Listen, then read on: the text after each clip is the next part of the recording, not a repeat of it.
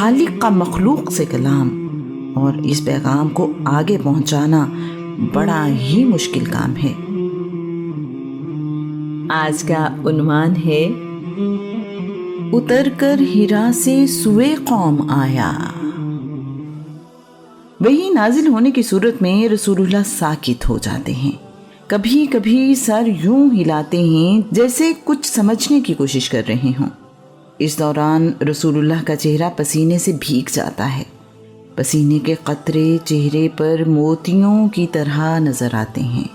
ایک دن رسول اللہ منبر پر کھڑے تھے کہ وحی نازل ہونا شروع ہو گئی۔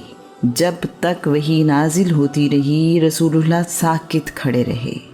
ایک دن رسول اللہ کھانا کھا رہے تھے، آپ کے ہاتھ میں ہڈی والے گوشت کی بوٹی تھی، وحی نازل ہونا شروع ہو گئی۔ جب تک وحی مکمل نہ ہو گئی گوشت کا وہ ٹکڑا رسول اللہ کے ہاتھ ہی میں رہا۔ کبھی کبھار وحی نازل ہونے کے دوران رسول اللہ کا چہرہ سرخ ہو جاتا ہے۔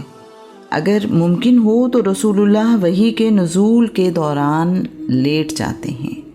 اللہ کریم قرآن پاک میں ارشاد فرماتا ہے، کسی بشر میں یہ تاب و تواں نہیں کہ اللہ اس سے دنیا میں براہ راست کلام کرے، مگر یہ کہ وہ اپنا کلام یا تو دل میں ڈال دیتا ہے یا بندے سے دیدار کے بغیر صرف پس پردہ کلام کرتا ہے، یا پھر وہ فرشتہ بھیجتا ہے جو اللہ کے حکم سے جو چاہتا ہے وہی کرتا ہے، بے شک وہ علم و حکمت والا ہے۔